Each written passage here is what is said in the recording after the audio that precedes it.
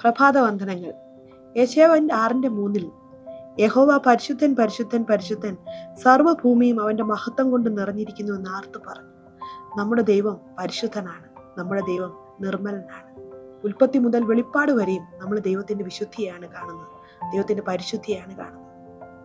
നമ്മുടെ കർത്താവ് ഈ ലോകത്തിലേക്ക് വന്ന് ക്രൂശിൽ മരണപ്പെട്ടപ്പോൾ എൻ്റെ ദൈവമേ എൻ്റെ ദൈവമേ എന്നെ കൈവിട്ടത് എന്ത് എന്ന് പറഞ്ഞുകൊണ്ട് പിന്നീട് ഉറക്ക നിലവിളിച്ച് തൻ്റെ പ്രാണനെ വിട്ടപ്പോഴും ഈ ലോകത്തിലെ നമ്മുടേതായിട്ടുള്ള എല്ലാ പാപങ്ങളുടെയും അൾട്ടിമേറ്റ് ആയിട്ടുള്ള പണിഷ്മെന്റ് ആണ് നമ്മുടെ കർത്താവ് ഏറ്റുവാങ്ങിയത്.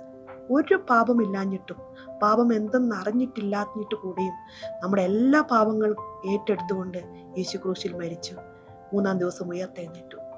നമ്മുടെയൊക്കെ ജീവിതത്തിൽ നിങ്ങളുടെയൊക്കെ എന്തൊക്കെയാണ് ഏറ്റവും വലിയ അനുഗ്രഹം എന്ന് ചോദിക്കുമ്പോൾ നമ്മൾ പലപ്പോഴും പറയും നമ്മുടെ കുടുംബമാണ്, നമ്മുടെ ജോലിയാണെന്നൊക്കെ പറയുമ്പോഴും ഏറ്റവും വലിയ ഗിഫ്റ്റ് നമുക്ക് തന്നിട്ടുള്ളത് നമ്മുടെ കർത്താവിനെ, നമ്മുടെ യേശുവിനെ ദൈവം നമുക്ക് തന്നു എന്നുള്ളതാണ്. അതുകൊണ്ട് തന്നെ ആ ഒരു വലിയ ഗ്രാറ്റിറ്റ്യൂഡോടുകൂടെ നമ്മളായിരിക്കട്ടെ. നമ്മളെ സ്നേഹിക്കുന്ന നമ്മുടെ ദൈവം യേശുവിനെ നമുക്ക് തന്ന് നമ്മുടെ പാപങ്ങൾക്ക് വേണ്ടി യേശു ക്രൂശിൽ മരിച്ചു. അതുകൊണ്ട് ആ ഒരു വലിയൊരു നന്ദി നമ്മുടെ ഹൃദയത്തിൽ നിന്നുണ്ടാകട്ടെ.